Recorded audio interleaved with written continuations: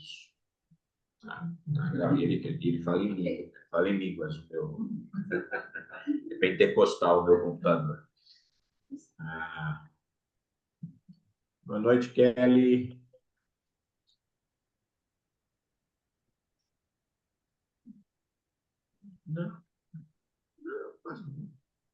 Boa noite, pastor. Hoje a gente está online, que o Eduardo está com febre, algumas dores. Até se quiser orar por ele aí, não sei o que é ainda. Esse tempo aí tá aqui também. A Andressa também não está muito bem de gripe, não. Muito bem, gente. Então eu vou postar a aula da semana passada para quem não assistiu. Para quem não assistiu a primeira também está lá, eu reposto. E hoje eu consegui imprimir, mas acho que teve uma falha aqui na minha impressão. Bom ter vocês aqui para a gente continuar nossa aula. Temos mais alguns alunos chegando, né? Alguns faltando, mas é normal, faz parte. Faz parte e tempo aí de estudos, né? Nós estamos, então, olhando parte introdutória. Eu acho que hoje eu consigo encerrar essa parte da apostila, se Deus assim permitir. E aí, a semana que vem, a gente já começa a olhar mais, propriamente olhando dentro dos livros, dos evangelhos. Então, aí a gente vai seguindo assim, né? Por enquanto, como o nosso tempo ainda é bem pouquinho, para o tempo de aula, mas minha intenção é que a gente consiga mais para frente, agora eu não consigo, né? Mas mais para frente, a gente consegue aumentar esse tempo, né? Pelo menos um pouquinho mais de tempo de aula. Mas, por enquanto, é o que a gente tem, tá? Vamos com doses homeopáticas, né? Então, nós estamos falando sobre o Jesus, o Evangelho, o mundo romano, entendendo o contexto dos Evangelhos. A gente olhou a apostila, essa primeira parte, olhamos dos grupos políticos. Deixa eu ir passando aqui para a gente só não dar tempo da gente fazer uma revisão. Falamos das características do Império Romano.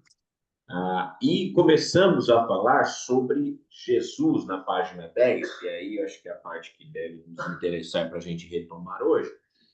A gente estava falando sobre a entrada de Jesus nessa história, né? Nós começamos falando do contexto geral, e agora a gente está olhando para Jesus entrando nessa história.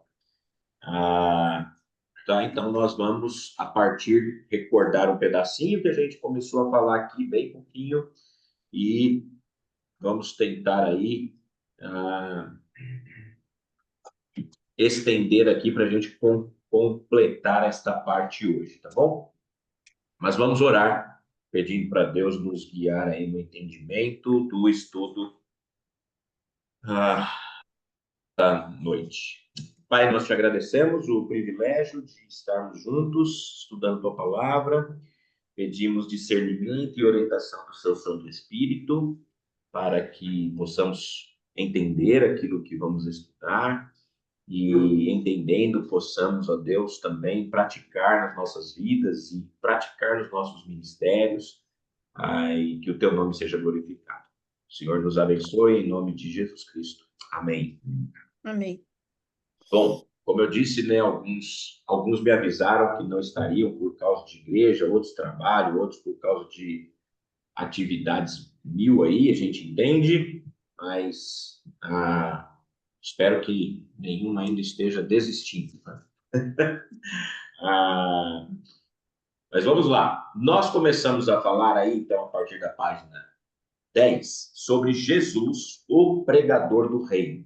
Então, como a gente falou semana passada, a gente viu primeiro toda a estrutura política, toda a estrutura religiosa, como funcionava aquele período, e agora Jesus entra na história. Jesus entra na história, aquele que a gente começou a falar um pouco sobre algumas coisas que Jesus começou falando, e isso trouxe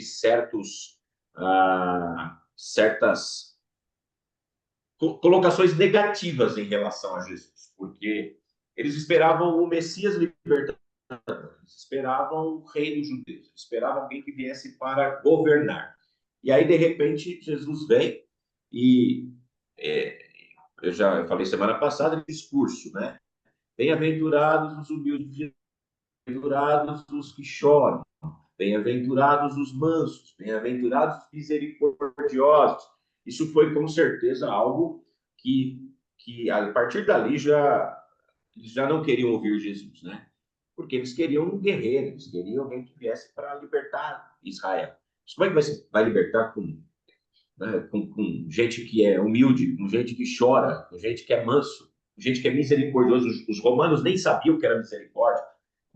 Então, era algo bem diferente para eles ali. Então, realmente, essa mensagem de Jesus, uma mensagem que chama a atenção de início. Mas eles demoraram para entender, né? E até os próprios discípulos, que o reino de Jesus não é um reino pensando no temporal, é um reino eterno. E a libertação, a princípio, é uma libertação espiritual. Mas também começamos, depois disso, falar sobre Jesus, o carpinteiro. Falamos aí sobre as saídas ali, possivelmente de Jesus indo para a região ali na Galiléia, ajudando seu pai como carpinteiro. Ele aprendeu a profissão do seu pai, continuou aprendendo com ele. E nós vamos olhar aqui a mensagem de Jesus. Depois que foi batizado, na página 10, né, no finalzinho, depois que foi batizado por João Batista no Rio Jordão, Jesus começou a pregar o reino de Deus. E essa mensagem tinha um profundo sentido para os seus ouvintes, porque viviam num contexto de monarquia e poder soberano. Nós falamos um pouco sobre isso, como visto nas primeiras aulas. Né? Então, a pregação de Jesus denota o domínio de Deus na vida das pessoas, mas não como algo fechado ou pronto.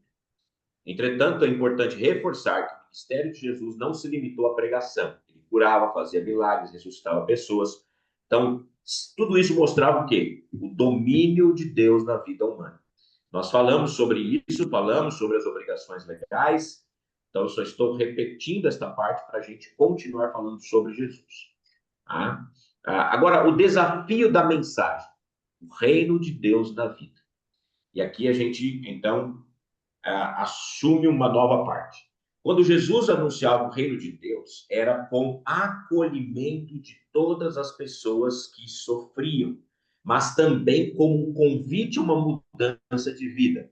Isso significa que Jesus propunha em sua pregação mudança em todos os sentidos. Deus muda a minha vida, mas eu também mudo minha forma de pensar e agir. A pregação do reino, gente, e eu acho que isso é importante a gente destacar, e essa é a pregação que Jesus faz, é de um evangelho completo, é de um evangelho total, é de um evangelho que transforma a pessoa como um todo. É óbvio que a principal mensagem do evangelho, e essa é a fundamental, é a salvação eterna. É a transformação para que a pessoa vá morar no céu. Mas a pregação de Jesus é uma pregação que vai...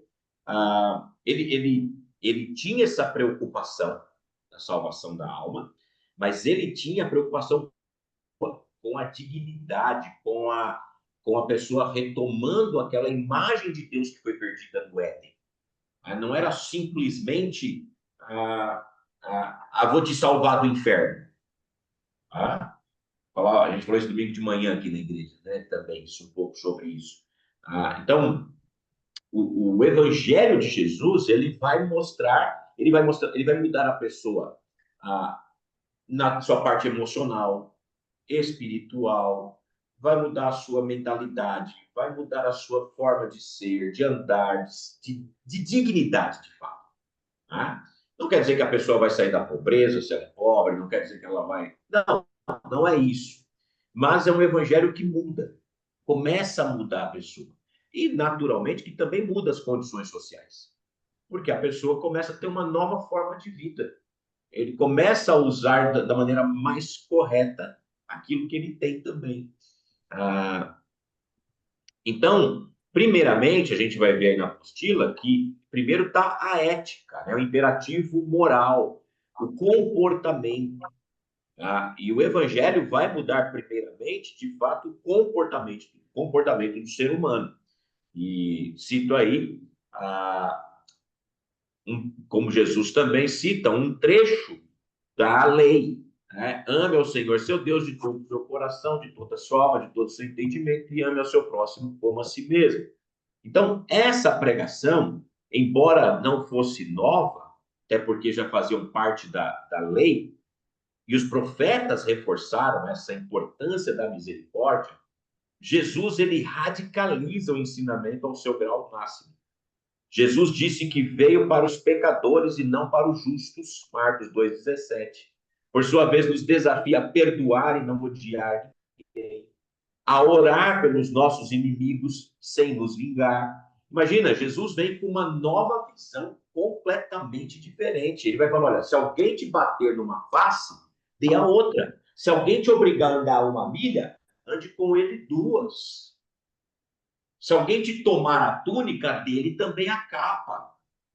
Se você não deve odiar, mas você deve perdoar, você deve orar até pelos seus inimigos e não se vingar deles. Agora, lembra, nós estamos numa sociedade que vive em guerras, domínios e tudo, e ele está dizendo: olha, você tem que amar o seu inimigo, você tem que ter misericórdia do seu inimigo. Embora isso já estava no Velho Testamento, mas Jesus traz isso de uma maneira muito mais forte. Né? Então, ele nos desafia também a ser assim. Também temos a implicação social dessa mensagem. Ah, em Jesus, mesmo não sendo nova, era intensa. Com Jesus, a ênfase no aspecto social supera a dos rabinos, e isso não passa desapercebido das autoridades. Então, na página 12, o que isso acontece é a consequência de Jesus ter essa mudança, ou apresentar essa mudança na sua forma de pregar, que é o ódio e a morte.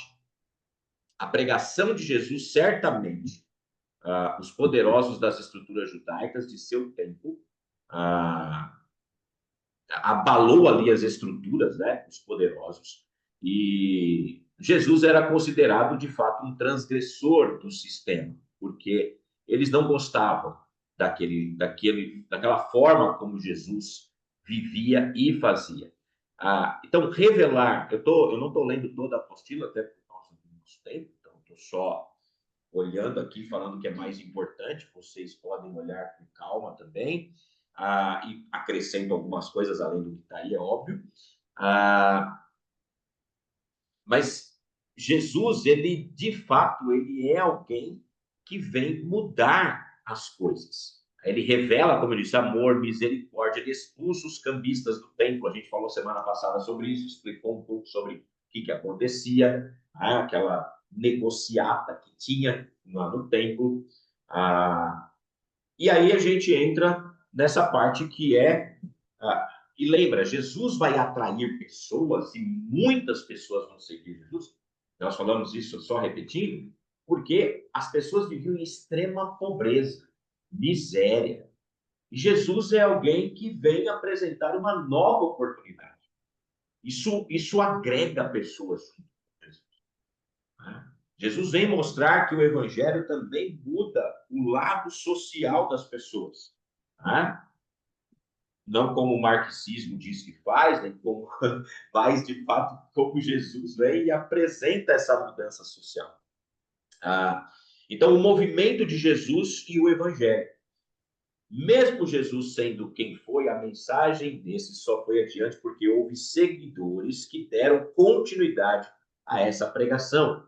Caso contrário, a mensagem do reino de Deus teria morrido ali mesmo, junto com Jesus. Por isso, nessa aula, você terá uma visão panorâmica do movimento de Jesus, quem foram as pessoas que andaram com ele e a marca desse movimento. Tá? Quem é o grupo de seguidores? Obrigado. Quem é o grupo de seguidores? Jesus chamou homens e mulheres para seguir. Os evangelhos falam por diversas vezes em multidões, e até muitas multidões. O fato é que o ministério de Jesus começa a mobilizar muita gente ao seu redor. Quem são esses homens e mulheres que seguiam Jesus? Quem são essas pessoas que seguem Jesus?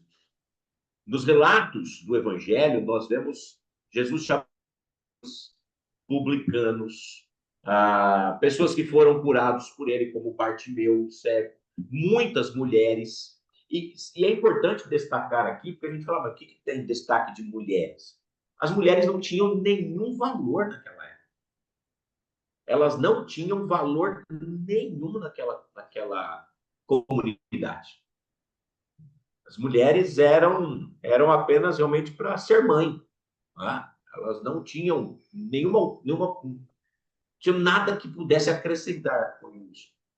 Não, pastor, eu não sei, na Bíblia eu não vejo o ministério de Jesus, a não ser aquela passagem da Bíblia quando ele era pequenininho, que foi esquecido no tempo lá, pela mãe, pai.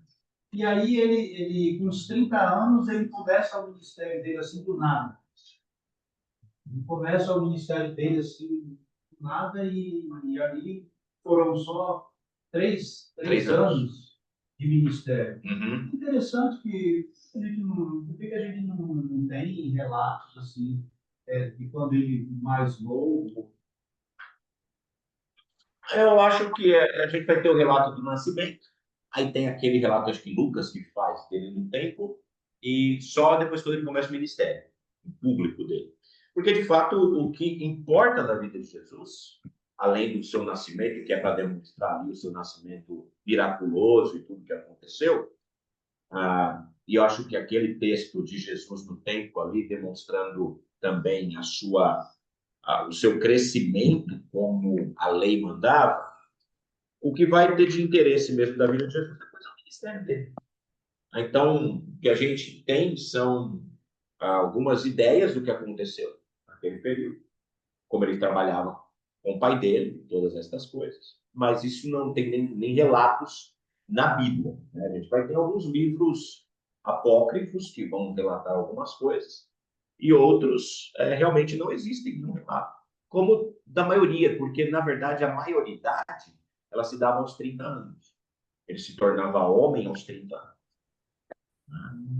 Então, é quando Jesus começa o seu ministério. É um ministério curto, relativamente curto, mas muito intenso. Muito intenso. E de muito ensino. Então, Jesus ele estava o tempo inteiro ensinando, orando, curando.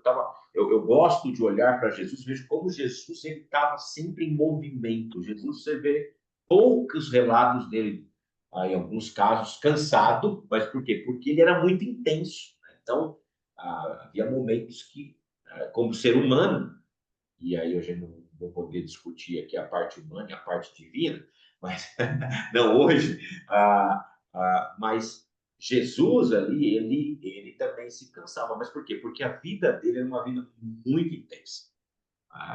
E como eu disse, olha, ele teve mulheres do lado dele, crianças. Então, muitas pessoas foram acompanhar Jesus, libertos de demônios, curados. Então, o movimento de Jesus, ele mostra que a mensagem do reino de Deus é que todas as pessoas são chamadas para vir para esse reino. Independente da classe social, independente da sua posição, independente do seu conhecimento, independente se era homem ou mulher, o reino de Deus ele é um reino que traz a esperança para as pessoas. Eles estavam cansados dos poderosos explorados. E agora vem um reino mostrando amor, graça, misericórdia. Então, é totalmente diferente.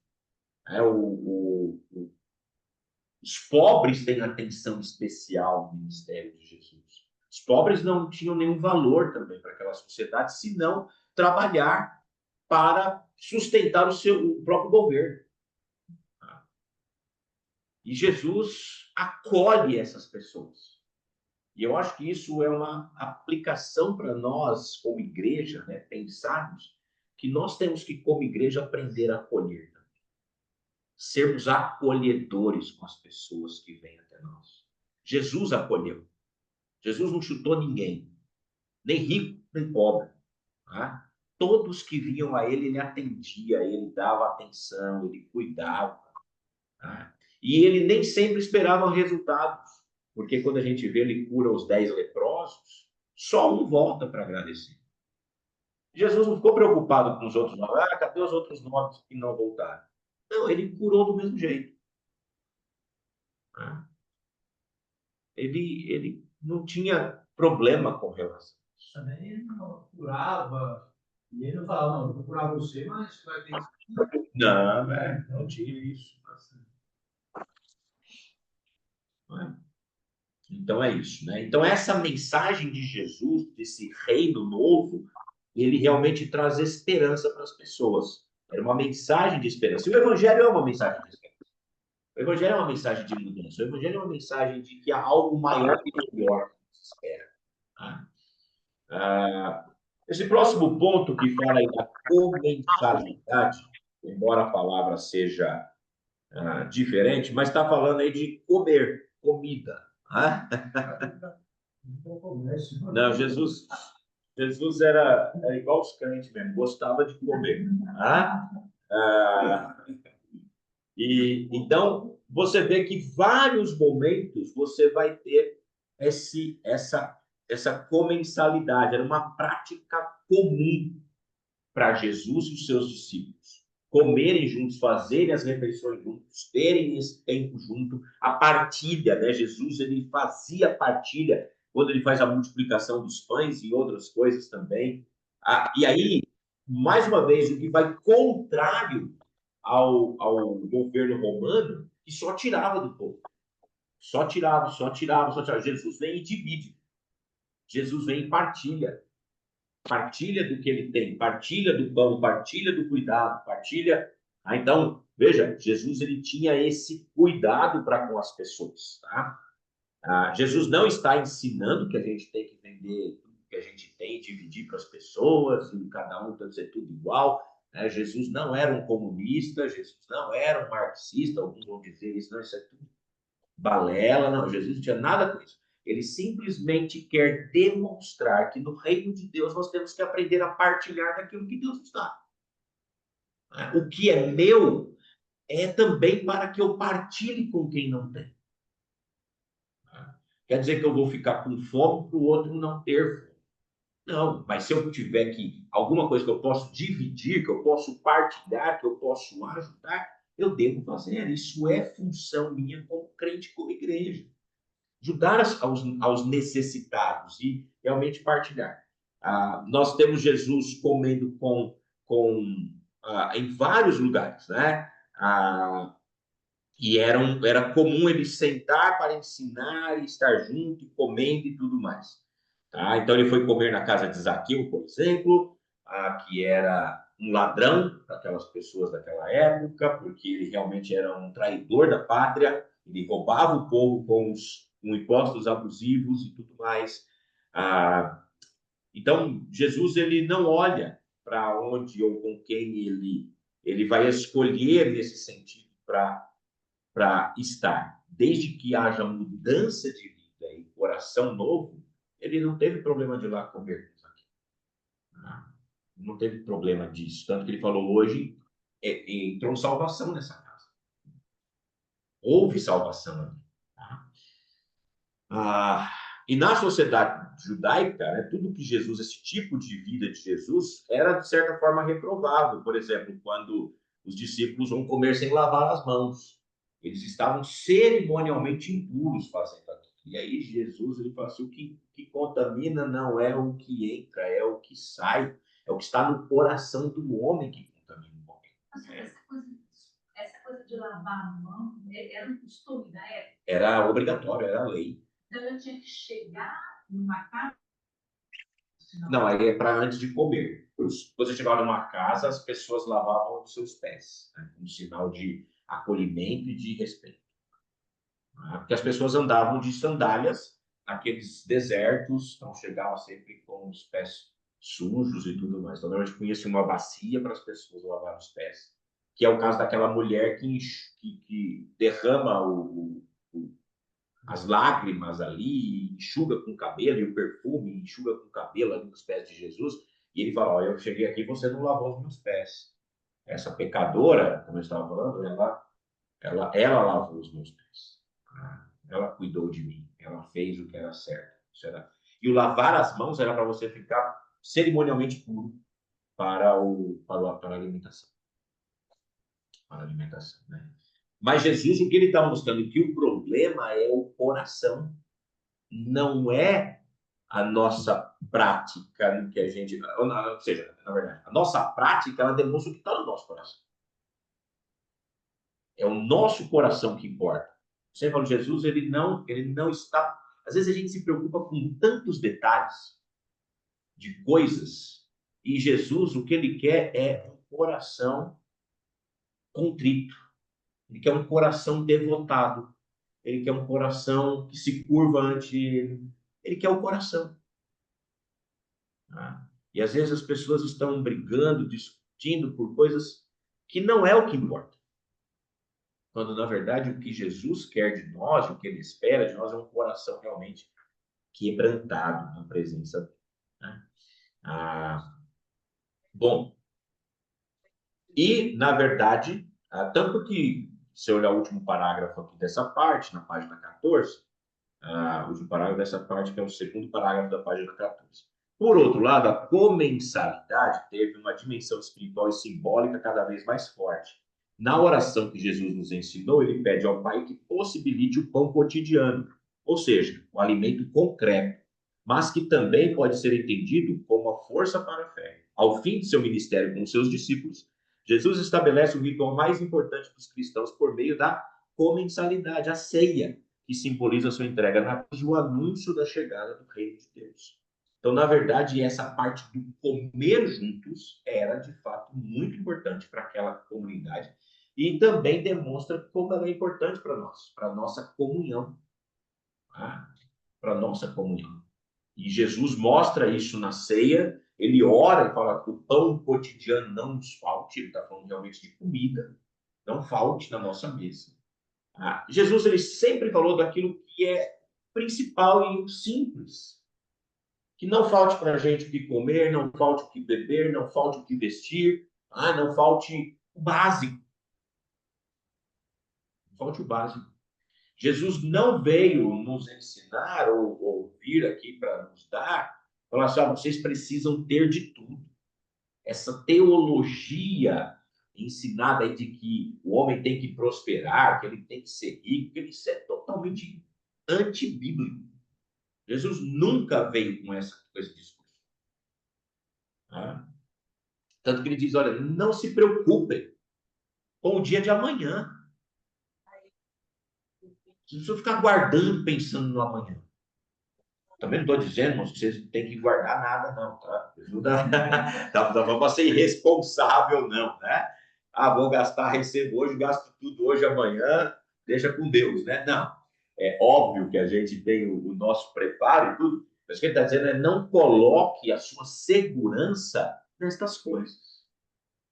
Tudo isso é passageiro, não é eterno. Então, Jesus ele não está preocupado com o efêmero, ele está preocupado com o eterno. Então, o fato de alguém ter muito não quer dizer que ele é mais abençoado. Falar assim, esse é abençoado por Deus, porque ele tem 5 casas de aluguel, ele mora numa baita de uma mansão, tem 4 BMWs na garagem, esse é abençoado. Não. Não quer dizer nada. O ladrão que morreu ao lado de Cristo na cruz foi abençoado. E muito abençoado. Ele encontrou o paraíso. Então veja que e Jesus vai mostrar isso de uma forma. E às vezes a gente quer medir bênção por aquilo que a gente tem. E o ter não necessariamente quer dizer que não seja, mas não necessariamente reflete que Deus está abençoando. Às vezes Deus dá para realmente para a pessoa se perder. Quantas pessoas acabam se perdendo quando recebem aquilo que não conseguem controlar?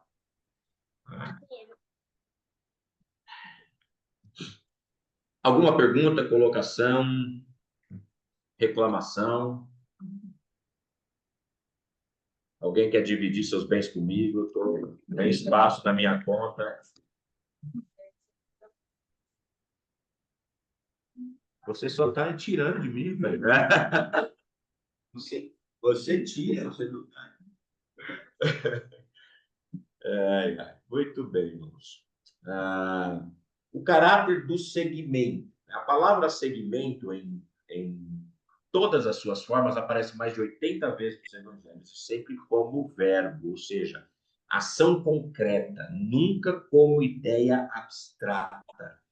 Além disso, o segmento de Jesus não era confortável. Tinha como principal objetivo ensinar propósito de vida do reino de Deus. E a lógica do reino nunca é a mesma da sociedade, especialmente se pensarmos na sociedade judaica e greco-romana do tempo de Jesus. Na verdade, podemos falar num projeto de itinerância radical e discipulado radical. Eu vou falar já sobre essas duas questões. Veja que seguir Jesus, ele vai falar várias vezes, né, sobre isso, mais de 80 vezes. Vem e segue-me, deixa tudo e vem e segue-me, deixa que os mortos sepultem os seus mortos e você me segue. As raposas têm os seus covis, os passarinhos têm os seus ninhos, mas o filho do homem não tem o direito de reinar na sua cabeça, mas se você quiser me seguir, é desse jeito. Então veja que seguir Jesus representa renúncia. E é uma renúncia radical. Jesus, ele para aquela sociedade, para aquele tempo, ele vem trazer algo totalmente novo para a mente daquelas pessoas, né? E de fato, ele tinha esse, como colocado aqui, esse projeto de uma itinerância, de um discipulado radical, tá? Então, foi como se Jesus transgrediu o sistema de pureza com a comensalidade aberta e o sistema de discipulado rabínico com sua itinerância. Os mestres judaicos do tempo de Jesus, por exemplo, como Hillel e Shammai, tinham escolas fixas e as pessoas vinham até eles pedir para se tornarem seguidoras. Jesus, por sua vez, mesmo tendo conhecidos em algumas cidades, como Cafarnaum, era itinerante. Ele começa na Judéia, primeiramente, ele passa um ano na Judéia, mas depois ele vem para Galileia, e na Galileia ele fala por que ele... E ali na Galileia, em Lucas 4, que a gente vai ter Jesus declarando o propósito da sua missão, quando ele fala que ele veio para anunciar o evangelho aos pobres, dar liberdade aos cativos e tudo mais.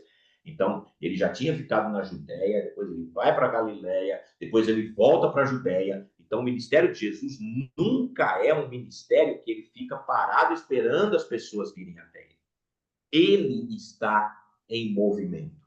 Ele está indo atrás das pessoas. E a gente tem refletido bastante aqui na igreja, quem é da nossa igreja sabe disso, essa questão de que a igreja ela é movimento.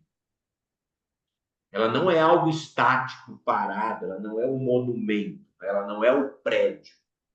Ela é o andar, ela é o movimento, é estar com as pessoas, é pregar o evangelho, é anunciar o reino, é comer com as pessoas, é dividir do nosso conhecimento, de um tempo, de uma amizade, não só com pessoas que são da mesma fé que a gente, mas é andar, é conhecer, é convidar a vir a Cristo, não a vir para a igreja. A gente não tem que convidar para vir para a igreja, tem que convidar para vir a Cristo. Estar na igreja e participar de uma comunidade de fé é um resultado de você estar em Cristo. Então, primeiro é estar em Cristo. Então, o evangelho do reino, ele é um evangelho que está para fora das paredes da igreja, e não para dentro. Então, Jesus era assim. Então, quando a gente olha para o movimento de Jesus, como ele era, e ele fez isso de uma maneira totalmente radical. E é interessante que se você pegar Jesus, ele vai estar com as multidões, ele vai estar com grupos menores, ele vai estar com seus 12 discípulos, em alguns momentos ensinando, mais diretamente, e dos 12, Jesus vai estar com 4 e depois com 3, que são os principais, que é Pedro,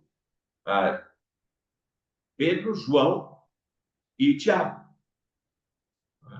André também fica ali, às vezes, perto. E mais precisamente ainda tem um, que é aquele que está mais perto de Jesus, que é João. Né? Mas Jesus está ensinando, então ele tem o João, que é aquele que está mais perto, ele tem 3 ali um pouco mais, ele tem 4, ele tem os 12, ele tem 70, ele tem 120, ele tem 500, ele tem as multidões. Ele está sempre com pessoas treinando, ensinando, falando. Eu acho que eu gostei de Jesus, por isso que eu falo bastante, né? Por isso que meu nome é Messias, né? Eu falo bastante. E Jesus era alguém que ensinava o tempo todo, e ele chama os seus discípulos e senta com eles, ensina e mostra não só no falar, mas na prática como fazer. Jesus não só falava, ele fazia. E eu acho isso fantástico quando a gente pensa em Jesus, né? E ele vivia nessa itinerância, andando para lá e para cá, o tempo inteiro. Gabriel, me presta um pouquinho só o celular para eu poder ver a apostila, porque a minha parte aqui do discípulo radical, né? Me deu um branco aqui.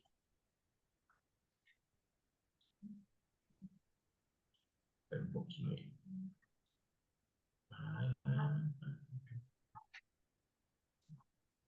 Peraí, gente. O Gabriel fechou a apostila, pediu meu celular para usar a apostila e fechou a apostila. Não entendi. Tudo bem, vamos lá. Nada que não possa vir.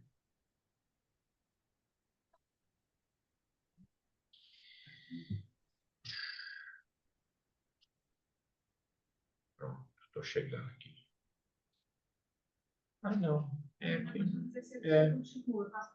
verdade, foi um erro, foi um erro meu na hora de. Perdão. Tem aqui, gente. Eu falei besteira. Pensei que tinha. Foi espaço em branco para a gente pensar, né? Acho que é preciso fazerem anotações aí. Foi um erro meu. Perdão. Eu que não. Acho que na hora eu não puxei a apostila para o lugar certo. O discipulado radical está na página 16, perdão, tá bom? Esse segmento a Jesus trata-se de um discipulado radical. Se tornar discípulo de Jesus significa participar do ministério dele, de pregar e viver os princípios do reino e assim ter comunhão plena com a vida e o destino de Jesus até a morte em muitos casos. O discipulado de Jesus é de fato algo radical, ele convida a morrer. Ele convida para a morte. Ele convida a carregar a cruz. E carregar a cruz não é o marido chato, não é a esposa ruim, não é o filho trabalhoso. Não, isso não é carregar cruz. Carregar cruz é carregar o nome dele, é carregar o que seguir Jesus implica. Carregar a sua cruz é negar o meu eu. Não é o outro que é ruim, o problema sou eu. Eu tenho que me negar quem eu sou, negar os meus desejos, negar os meus sonhos para seguir o que Jesus quer. O discipulado de Jesus é algo extremamente radical. Ele está de fato dizendo, olha, para você se tornar meu discípulo, tem um lugar que Jesus vai falar, olha, se você não deixar pai, mãe, irmãos, família por amor a mim, você não é digno de mim. Com isso, irmãos, Jesus não está dizendo, abandona seus pais, não olha para mim. Não, não é isso. Tanto que ele manda cuidar. Porque ele está dizendo, olha, se você der mais importância para isso do que para o reino, do que para mim, você não é digno de estar no meu reino.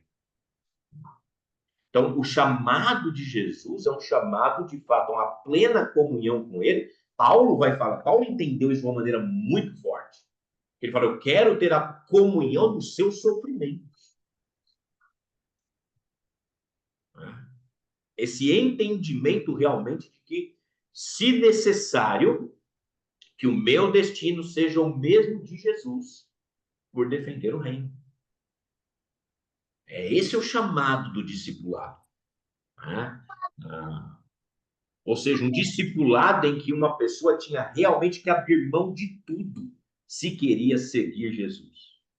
E aqui, né, a igreja, em vários sentidos, jamais reproduziu de fato esse segmento depois que Jesus ressuscitou. O que indica ser exigência do próprio Jesus e não invenções eclesiásticas a respeito do mestre.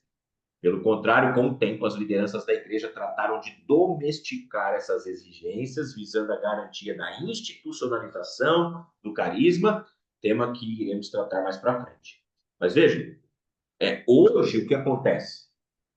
Nós nos tornamos tão institucionais como igreja, nós somos mais uma empresa do que uma vida.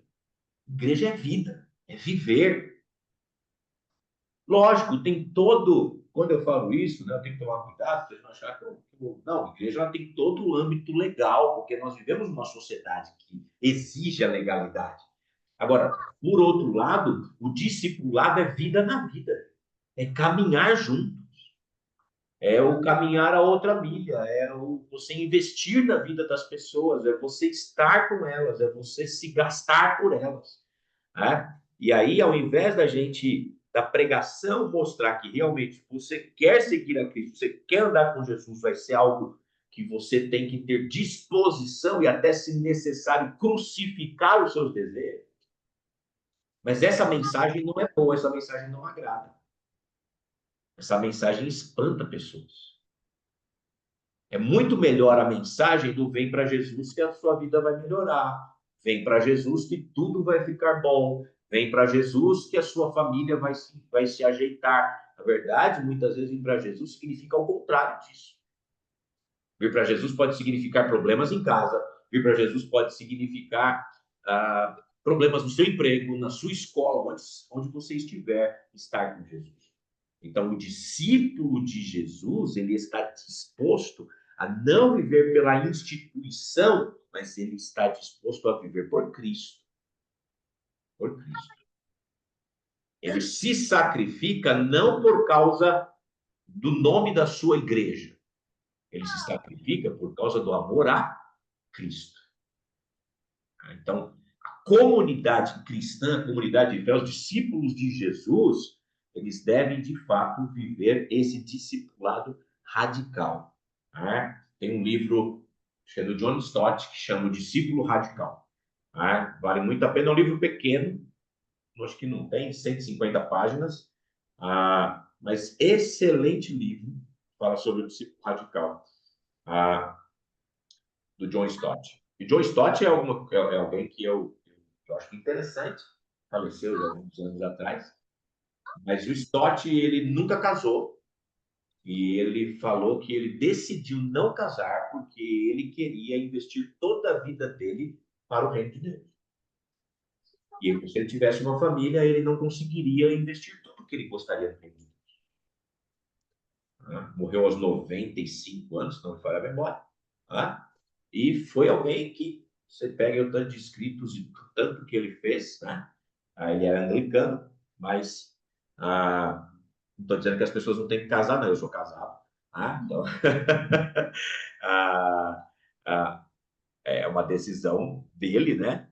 Mas veja, como ele foi radical ao ponto de falar, não, eu vou viver aqui no celibato para poder investir mais no reino de Deus. E Paulo fala isso. Que o casado ele tem que cuidar da família. Então ele divide um pouco o tempo dele, é óbvio. E não é errado, senão Deus não tinha feito casamento. Fez que é para ter. Agora, tem alguns que Deus chama e tem pessoas que vão viver assim. E vão investir só no reino. Que é o caso dele.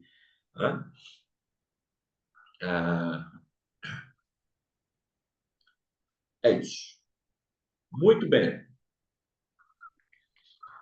Então, essa é a nossa parte introdutória, e aqui a gente tem uma pequena parte aqui sobre o templo, né, para a gente aprofundar um pouquinho mais. A gente já falou um pouco sobre isso, e a gente vai semana que vem entrar mais diretamente nos livros. Mas vamos pensar aqui rapidinho, nesses minutos que a gente falta, sobre a queda de Jerusalém e a destruição do templo no ano 70. A gente deu um panorama geral e depois a gente vai voltar olhando os textos, né, olhando os livros e como eles funcionaram. Mas o evento mais importante para o judaísmo depois do exílio babilônico foi a destruição do templo no ano 70. Durante a fase final da primeira revolta judaica do período romano, também conhecido como a Guerra Judaica. Esse evento foi testemunhado e descrito por Flávio Josefo, não é Josefa, membro da família sacerdotal de Jerusalém. Josefo tem um livro...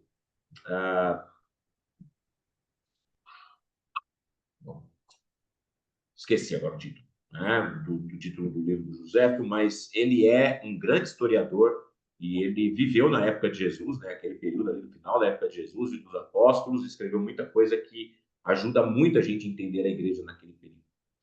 Né? Nesse período, o imperador Nero permitiu uma política de corrupção generalizada no império, além de não ter se preocupado em manter o controle das províncias. Então, o general Tito invadiu Jerusalém, destrói o templo, né, durante aquele período de guerra, os judeus vão sair espalhados pelo mundo, e lembra que o templo era o centro da adoração.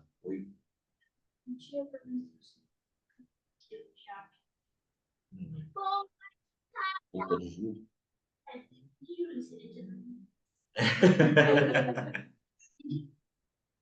Não sei. Não sei. Não tenho ideia. Não lembro.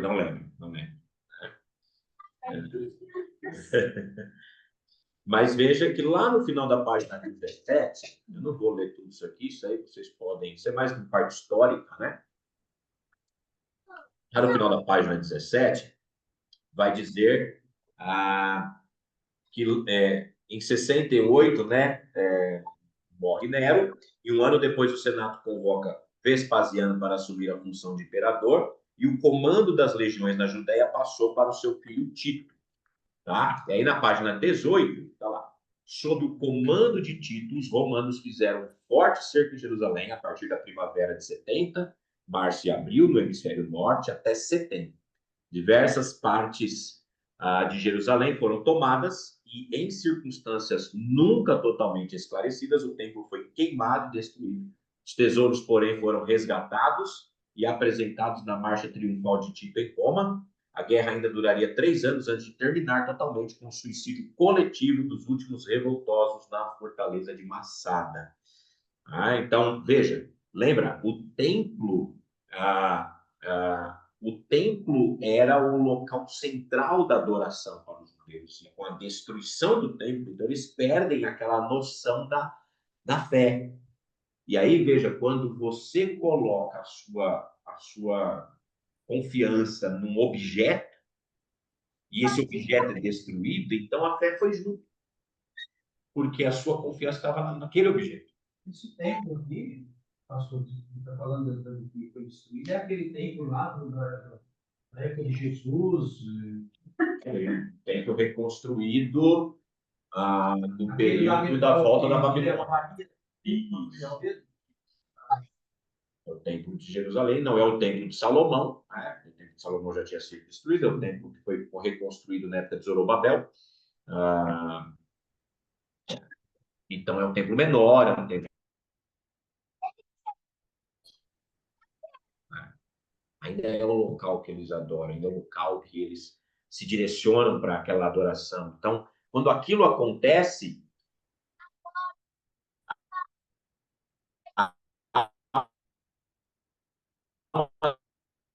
desesperança.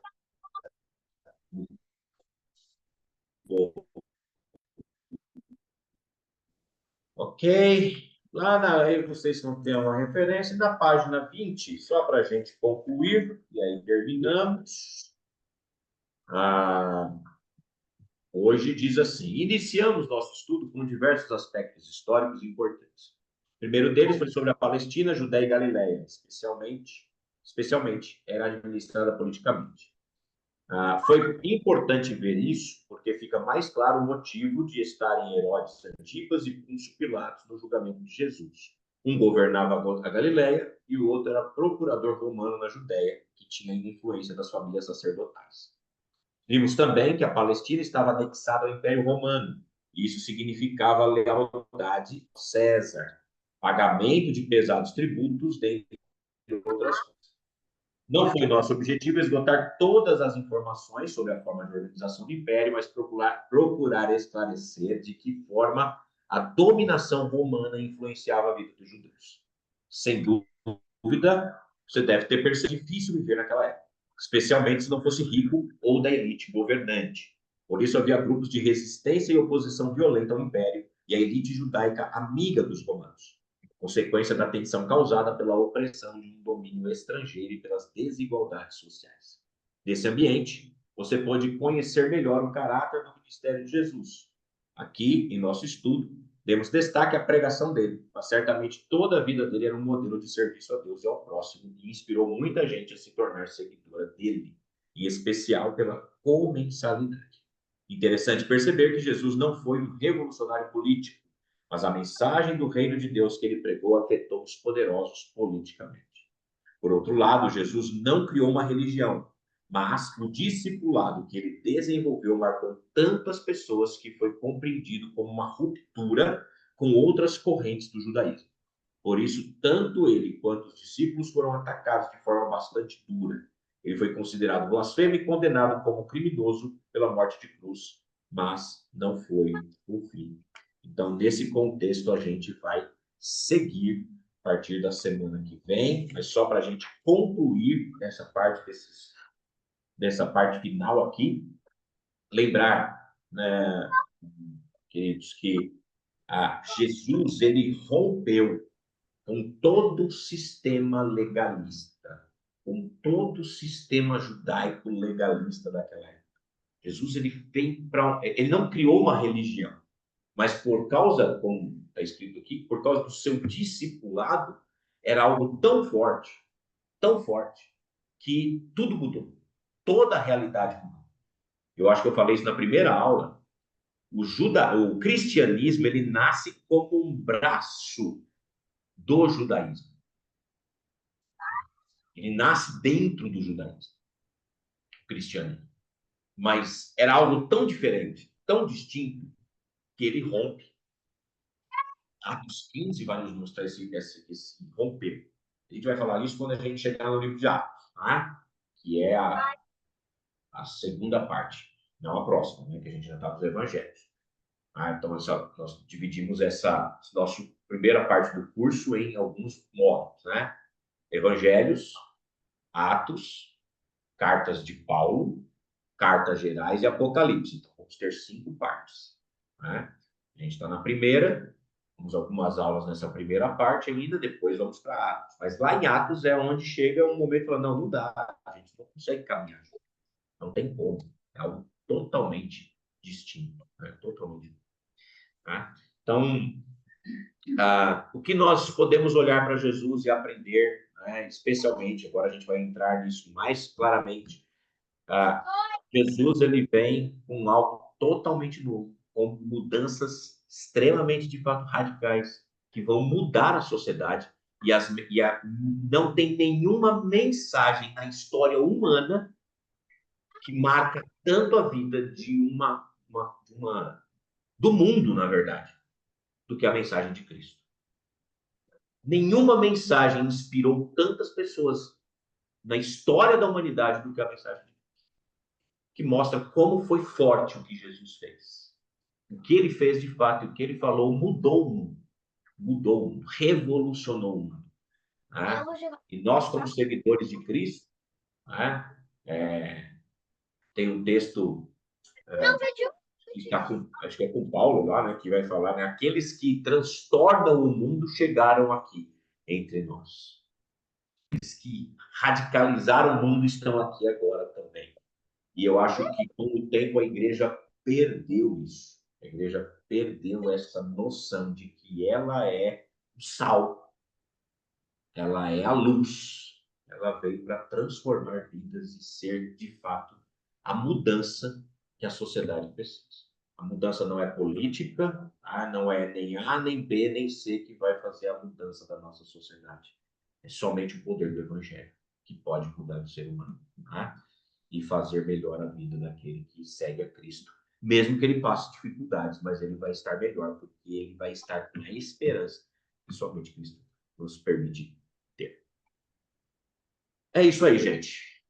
Alguma pergunta, colocação, palavra?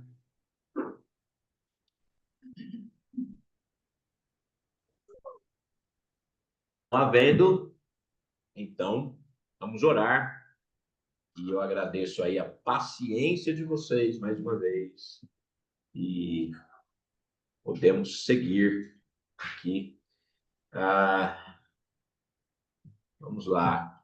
Deixa eu ficar aparecendo coisas aqui no meu computador. O Kleber, pode orar, Kleber, para gente? Eu ainda sou um pouco péssimo nesse quesito aí. É.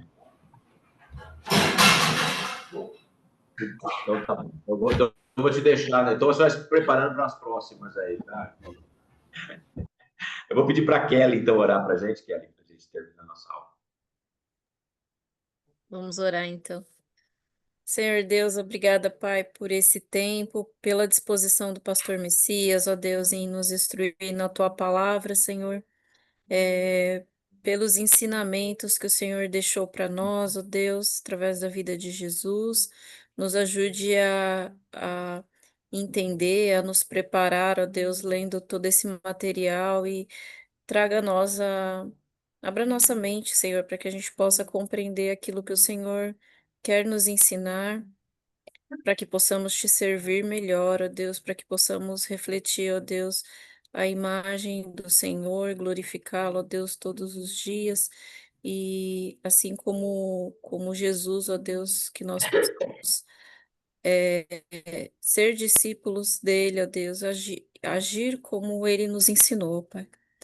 Em nome de Jesus, nós te pedimos que o Senhor cuide de cada família aqui, que dê uma boa noite de descanso, Senhor, e um tempo na presença do Senhor durante essa semana e nos traga de volta, ó Deus, na quarta-feira. Aqueles que não vieram, Senhor, que o Senhor possa estar também cuidando, incomodando e trazendo-os de volta a aprender mais de Ti. Em nome de Jesus. Amém, Senhor. Amém. Obrigado, Kelly. Obrigado, irmãos. Obrigado pela atenção. E para aqueles que eu não vou ver na igreja, até quarta-feira que vem, né? Com a graça de Deus, tá bom? Obrigadão, gente. Obrigado, pessoal. Boa noite a todos. Obrigado. Boa noite.